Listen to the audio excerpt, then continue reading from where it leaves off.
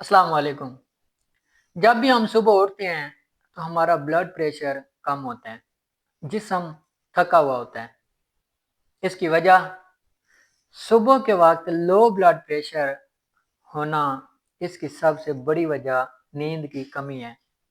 जिस्म में पानी की कमी, खून की कमी, अगर रात में नींद पूरी ना हो या जिस्म में मादनियात कम हो तो दिल मुनासिब रफ्तार से खून पंप नहीं कर पाता और ब्लड प्रेशर नीचे चला जाता है।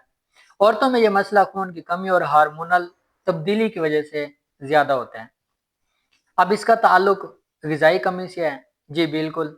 जिस्म में अगर कैल्शियम कम हो तो रगें सख्त तो रहती हैं, पोटाशियम कम हो तो दिल की धड़कन बेतरतीब होती है, मैग्नीशियम कम हो तो आसाब यानी जो पट्ठों का तनाव का शिकार होते हैं। ये तीनों कमी लो ब्लड प्रेशर की सबसे अहम वजह होती हैं।